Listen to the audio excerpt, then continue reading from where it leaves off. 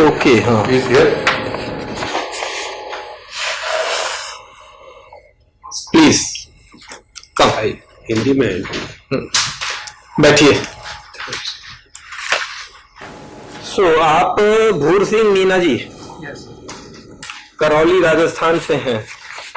अभी आप income tax department में काम कर रहे हैं। कब से कर रहे हैं? सितंबर 2018 सितंबर 2018 से। इस साल के बजट में क्या स्पेशल चेंजेस हुए हैं पर्सनल डायरेक्ट टैक्सेशन पे? सर एक तो टैक्स स्लैब को लेकर चेंज किया गया हाँ, और दूसरा क्या क्या चेंज किया है टैक्स स्लैब्स को लेके? सर नई टैक्स स्लैब आई गई है इस बार। हाँ। कुछ जैसे एक मतलब 2.5 लाख तक की इनकम पर कोई टैक्स नहीं, 2.5 लाख से 5 लाख तक की इनकम पर 5% टैक्स, 5 लाख से 7.5 लाख की इनकम पर 10%, 7.5 से 10 की पर 15%, 10 से 12.5 पर 20 और 12.5 पर 25 और उसके बाद। और इसके अलावा पुराना स्लैब चल रहा है? पुराना स्लैब चल रहा है सर। हाँ सर इसमें डिडक्शन को लेकर कुछ डिडक्शन हो गए। कितनी एग्जेम्पशंस खत्म की है इस बार? सर ऐसा कुछ करीब 40 के करीब एग्जेम्पशंस खत्म हुई हैं। तो इसका इम्पैक्ट क्या समझते हो आप? क्या पड़ेगा इसका इम्पैक्ट स्मॉल सेविंग्स पे और फिस्कल पोजीशन भारत सरकार की, इस पे क्या इसका इम्पैक्ट पड़ सकता है? सर एक तो डिडक्शन में है, उसको धीरे धीरे गवर्नमेंट का टारगेट था उसको धीरे धीरे खत्म करना है। ठीक है। उससे गवर्नमेंट टैक्स का जो कैलकुलेशन है उसका मतलब एक एक्चुअल डाटा अनुमान नहीं लगा पाती उसका। नहीं, पर जो स्मॉल सेविंग्स जो हो रही थी वो एग्जेम्पशंस के फायदा उठाने के लिए ही हो रही थी। तो अब जब एग्जेम्पशंस का फायदा ही नहीं रहेगा तो स्मॉल सेविंग्स के ऊपर क्या असर पड़ेगा? कम होंगी या बढ़ेंगी?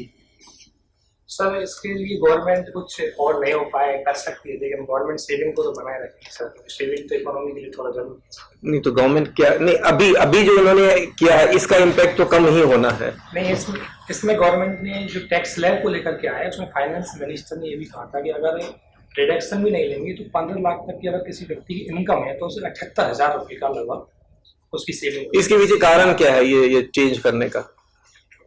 सर एक तो इसको मतलब इसको थोड़ा नहीं आसान बना। एक में ये कहा गया कि कंजम्पशन को हम बढ़ावा देना चाहते हैं ताकि जनता के हाथ में ज्यादा पैसा आए। तो जब कंजम्पशन को बढ़ावा दे रहे हैं, जनता के हाथ में ज्यादा पैसा आएगा तो सेविंग्स तो वैसे भी घटेगी।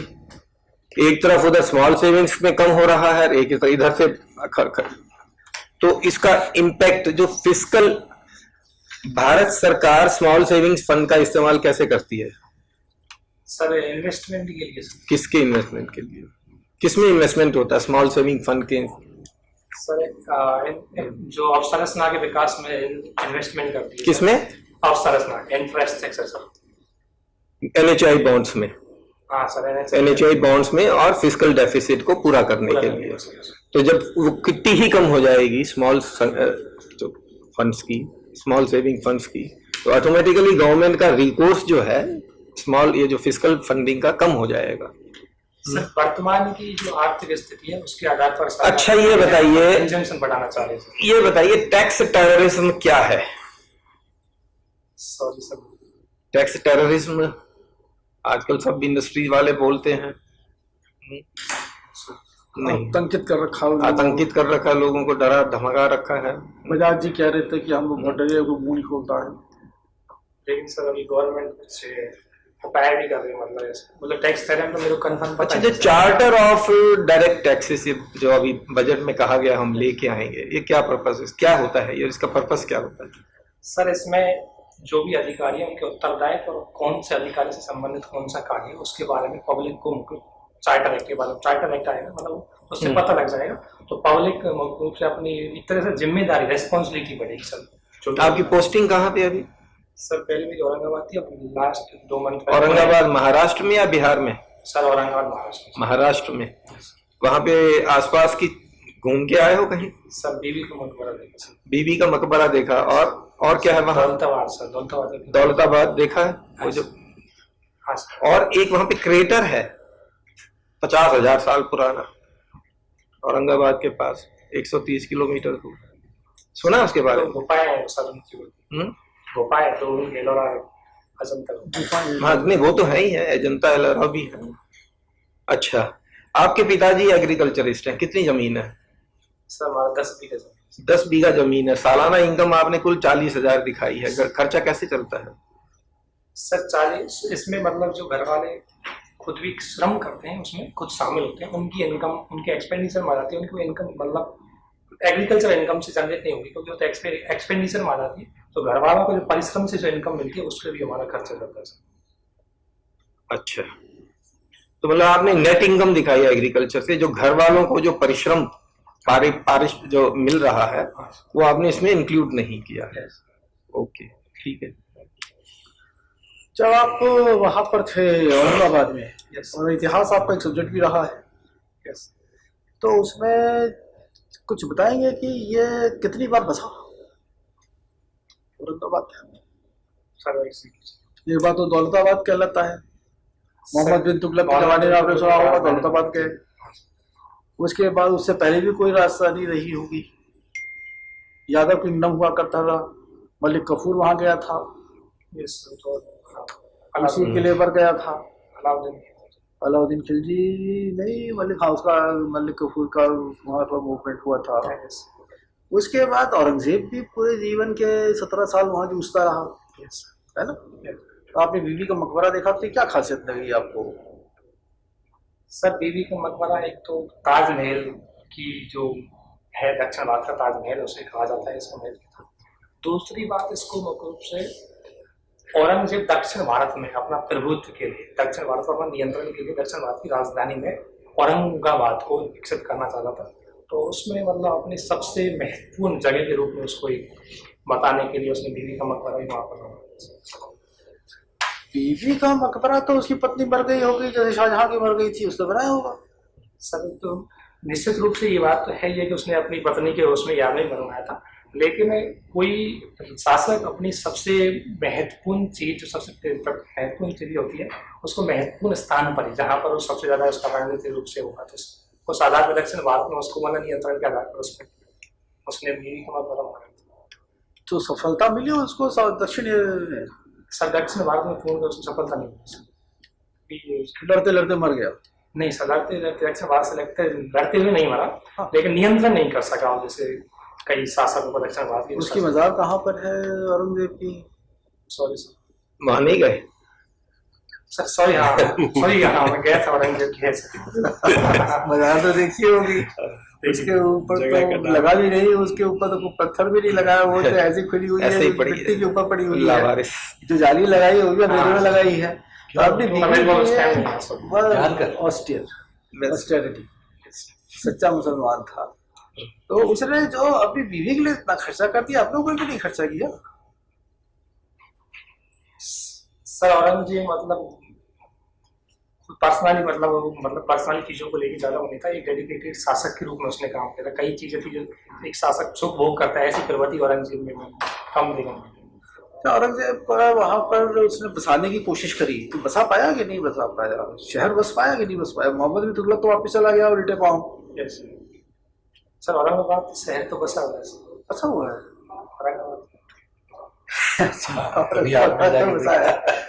क्यों बसा हुआ है? उसकी क्या सफलता का राज क्या है? वहां पर क्या कारण है? अच्छा, वहां पर जयकवाड़ी प्रोजेक्ट का नाम सुना है आपने?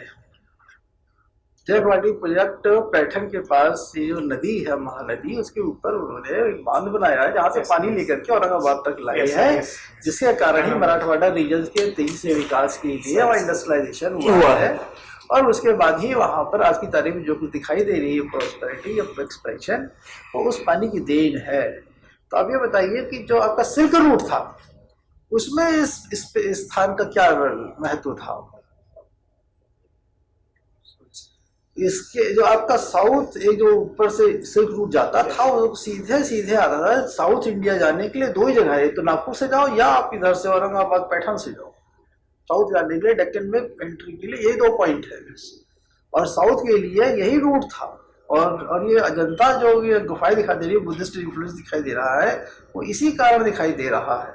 तो अब मुझे आप कृपया करके ये बता दीजिए कि जो वर्तमान सिल्क रूट है या उस समय जो सिल्क रूट था और जो वर्तमान चाइना की पॉलिसी है, उसमें क्या आप पा रही है, कितना सिमिलरिटी है? Sir China one band world route के अंतर्गत सिल्क रूट को डेवलप कर रहा है, तो चाइना एक पुराने सिल्क रूट के बता करके उसको एक सॉफ्ट पावर के रूप में भी यूज कर रहा है।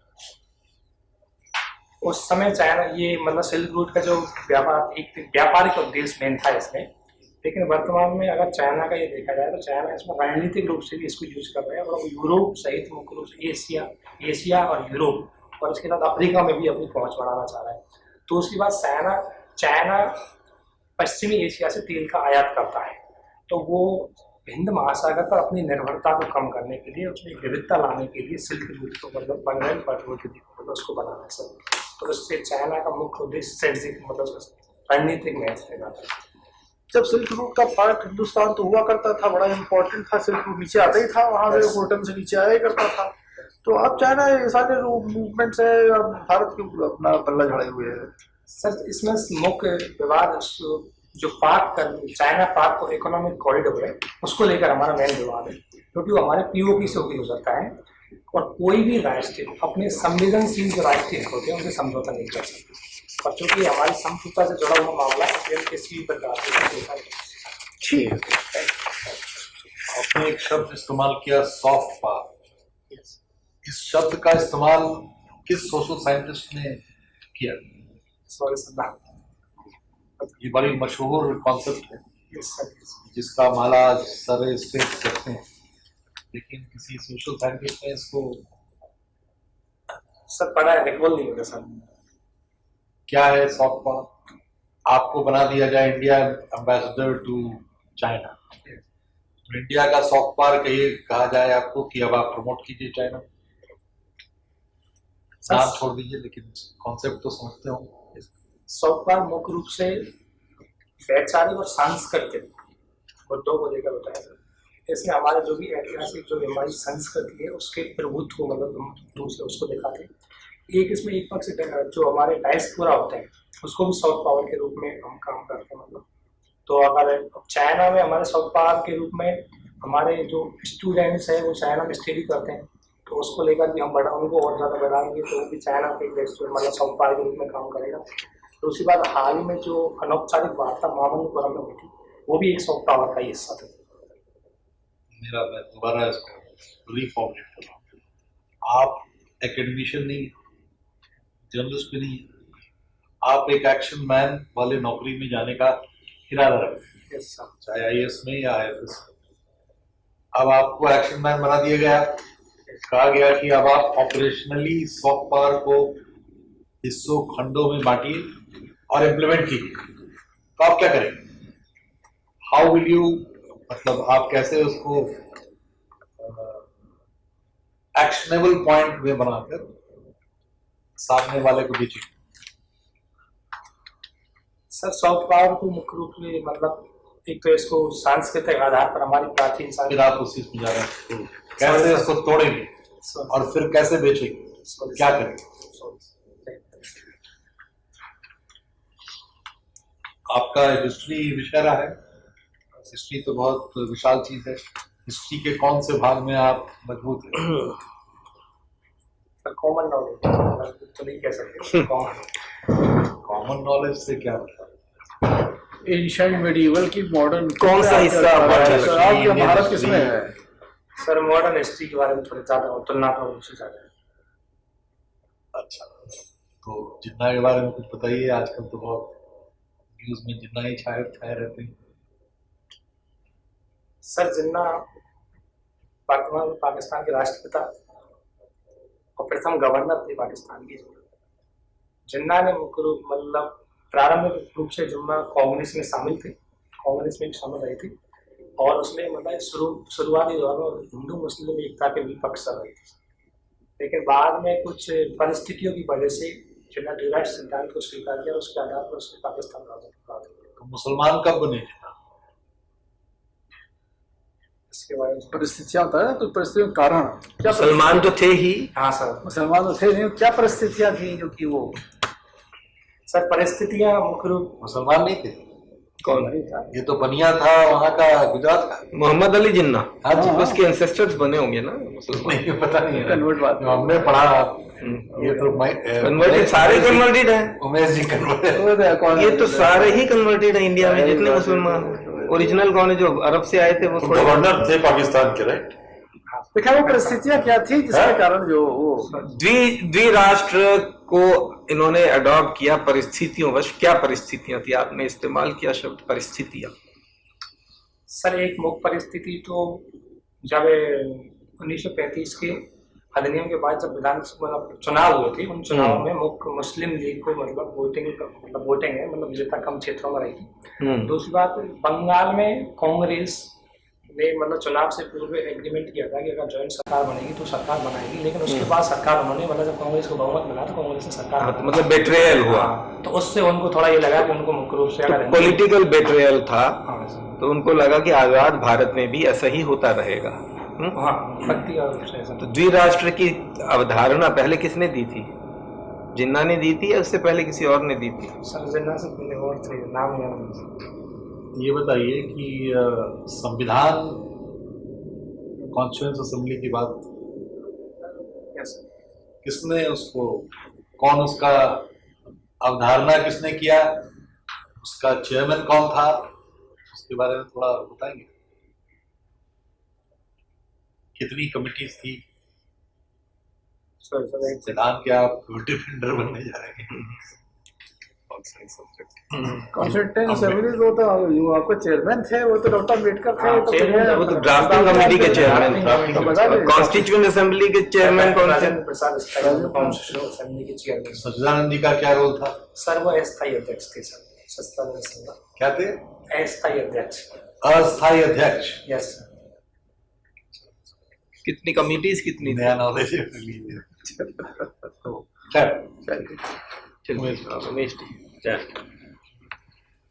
हिंदी माध्यम में आपका है। हाँ सर। क्या संवैधानिक प्रावधान है हिंदी में काम करने का? सर पॉल साइंस आपका विषय भी। हाँ सर। Sorry sir. हमारे संविधान में कोई प्रावधान है राजभाषा के ऊपर कुछ? हाँ सर, संविधान में प्रावधान है, लगभग 350 अनुच्छेद के बाद इसकी बात कही है। मतलब तो इसमें ये कहा है कि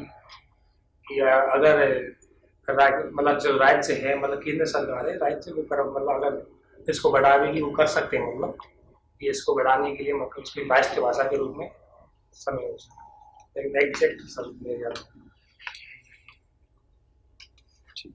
और आपका जो हॉबी है वो historical tourist places, historical tourism places आपने लिखा ना, travelling to historical tourism places. तो ताजमहल के अलावा सबसे अच्छा हिस्टोरिकल टूरिज्म प्लेस आप कोई और बताइए। नहीं, ताजमहल ही पूछिए। ताजमहल क्या सबसे अच्छा? ताजमहल तो सबको याद है, वो तो सही बताइए। कौन है वैसे देखिए ताजमहल और कौन से बताइए आप? आपने क्या क्या देखे हैं? ये अपने आप में क्या क्या देखे हैं या क्या क्या आपके नजर में है? सर मैंने जयपुर के अंतर्गत नाहरगढ़, जयपुर में नाहरगढ़ किला, सवाई माधोपुर में रणथंभौर, चित्तौड़गढ़ में चित्तौड़गढ़ किला, ये सब ये मैंने व्यक्तिगत रूप से मतलब ये देखी हुई है सर। और औरंगाबाद में मैंने दौलताबाद और देवी का मकबरा। अजंता लोरा नहीं जा पाए आप? नहीं सर। बस यही देखे अभी तक? यस सर देखिए। तो ये आपने परिस्थितिवश देख लिया और आपने इसको हॉबी में लिख दिया? नहीं सर, मतलब ये चित्तौड़गढ़ में परिस्थितिवश नहीं था सर, ये मेरे मतलब एक वो था इसमें। नहीं, अगर आपकी एक हॉबी है तो इसका मतलब इंडिया के अंदर, कम से कम भारत के अंदर तो सैकड़ों हैं। Yes sir. Historical tourism Konark है, फिर आपका दिल्ली में क्या देखा? दिल्ली में सिर्फ लाल किला देखा। दौलताबाद के नजदीक भी मध्य प्रदेश में एक बड़ा वो सबसे पुणे में कुछ चीजें देखने का। अच्छा, ये बताइए कि इनकम टैक्स डिपार्टमेंट, आप इंस्पेक्टर इनकम टैक्स है, क्या क्या ड्यूटीज है सर? इंस्पेक्टर के लिए अगर उसकी जॉब प्रोफाइल में देखा है तो दो कार्य, तो ऑफिस कार्य के रूप में होती है, एक फील्ड के कार्य में। ऑफिस में मोस्टली उसका क्लर्क की कार्य होता है, जो मुख्य रूप से असिस्टेंट में सीनियर की हेल्प करता है। और फील्ड के रूप में जो भी सर्च या सर्वे करने होता है उसमें इंस्पेक्शन का काम सर, जो इंस्पेक्शन होता है और जो भी डेटा मिलते हैं उसकी मतलब जो भी चीज़ें मिलती हैं उनकी मतलब। आपको लगता है आईटी रिवोल्यूशन के बाद इंस्पेक्टर की जरूरत है फील्ड में जाने की? सारा डेटा तो आप पे कंप्यूटर पे उपलब्ध हो सकता है सर। हालांकि इसमें फील्ड में कुछ ऐसे मतलब कुछ चीज़ों को वेरीफाई करने के लिए जाना पड़ता है सर। तो उसमें अगर कोई डाटा मतलब डायरेक्ट वेरीफाई ऑनलाइन वेरीफाई नहीं हो रहा तो उसको फिजिकली अपीयरेंस के वेरीफाई करने की कोशिश। बहुत सुंदर। आपके औरंगाबाद में इनकम टैक्स कमिश्नर भी बैठते हैं? हाँ बहुत बड़ा बिल्डिंग है, हाँ सर। बड़े बड़े बोर्ड लगे मेन रोड पर, है ना? बहुत सुंदर। औरंगाबाद का किला भी देखा आपने? तो ऊपर चढ़ के पहाड़ के ऊपर है, देखा? यस सर देखा है, लेकिन उसके बाद डिटेल पता नहीं। डिटेल पता नहीं है। कुछ गन वन लगी है वहां पे? बंदूकें उनके नहीं देखी आपने? ऊपर तक गए आप? नहीं सर। नहीं गए? क्या खासियत है उस किले की? मतलब एक सिक्योरिटी पॉइंट ऑफ व्यू से देखा जाए, दूर से दिखता है किला, वो कहाँ पर है? किसी जगह ऐसे जगह पर है जो काफी रोड से देखा आपने किला या अंदर जाके? अंदर जाके नहीं गए। रोड से देखा? हाँ, तो क्या खासियत है? रोड से ही देखने की बता रहा हूँ। Sorry sir, I can not answer. किला पहाड़ी के ऊपर है तो चढ़ नहीं सकते आप? पहाड़ से पहाड़ पर है हो, कोई जा नहीं सकता ऐसे ऊपर, क्योंकि कट करके बनाया हुआ है सीधा एकदम। थोड़ा सुरक्षा की दृष्टि से उसके सुरक्षा बोला था मैंने।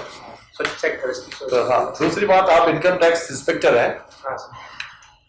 तो 3 साल से रह भी चुके, 2 साल। और 2 क्वेश्चन इसके ऊपर मुझे आता है। एक तो आपकी इमेजिनेशन पे पूछूंगा मैं, दूसरा नॉलेज के ऊपर। ये सबसे सीनियर जो अकाउंट्स का ऑडिटिंग अथॉरिटी है, ऑटोनोमस कॉन्स्टिट्यूशनल अथॉरिटी है, उस पोस्ट को क्या कहते हैं इंडिया में, जो ऑडिट्स एंड अकाउंट्स की जो पूरी रखवाली करता है भारत का? Controller account general. Controller account general. बहुत अच्छे। और अगर आपको तीसरे चॉइस में आईआरएस मिल गया जो आपने दिया है, तो आप 3 ऐसे क्या रिफॉर्म्स, क्योंकि आपने इंस्पेक्टर की रोल अदा की है अपने डिपार्टमेंट में, तो आप क्या 3 ऐसे रिफॉर्म्स लगता है कि जो ठीक नहीं लगते मुझे, या पॉजिटिव उसमें स्ट्रोक्स चाहिए, वो आप करना चाहेंगे एज आईआरएस ऑफिसर अगर आप बनते हैं, क्योंकि आपके डिपार्टमेंट में है आप, और आपसे ज्यादा कोई इस बात को कह नहीं सकता। सर एक में सबसे बड़ी बात होती है कि लोगों का जो पेन है, पेन खो जाता है। पैन पैन कार्ड होता है खो जाता है, होने के बाद और विशेषकर ऐसे लोगों का होता है जो मुख्य रूप से अशिक्षित होते हैं ग्रामीण, तो उनको मुख्य रूप से जब वो आते हैं डिपार्टमेंट में, तो उनको मतलब दूसरी बार डिपार्टमेंट के ऊपर काम का भी प्रेशर रहता है, तो वो उनको समय अनुसार उनको वो चीज़ें उपलब्ध नहीं करवा पाता। तो इसके लिए थोड़ा अलग सेक्शन हो तो उनके काम के लिए उनको हेल्प करें और लोग मतलब संतुष्ट होकर डिपार्टमेंट से जाए बाहर। तो नेक्स्ट सर सेकंड काम तो इसमें मतलब जो एक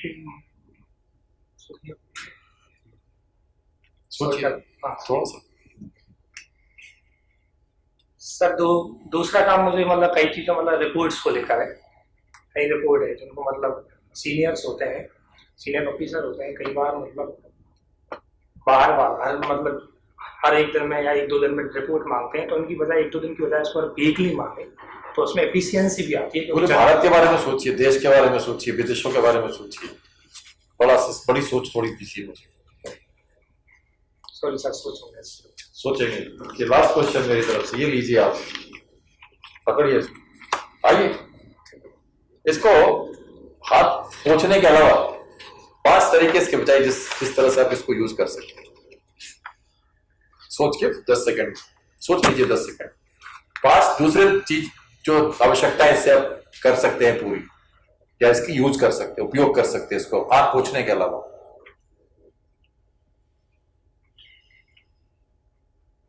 सर एक तो प्लेट, जो खाने की प्लेट होती है उसको सफाई करने के लिए इसको यूज किया जाता है सर शादियों में। सोचिए,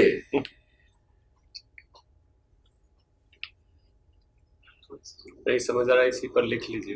हाँ सर, लिखने के लिए यूज कर सकते हैं आप, लिखने के लिए, चेहरे को पोंछने के लिए, अपनी स्वेट जो आपके पसीना आ रहा है उसको भी हटा सकते हैं, और एरोप्लेन तो बना ही सकते थे, कहीं फैल जाए कहीं पर हाँ? एरोप्लेन बचपन में तो जा ही सकते थे। सीलिंग कर सकते हैं, लेट भी सकते बहुत अच्छा। हैं, ठीक है, लेट भी साफ कर सकते हैं। ओके, ठीक है।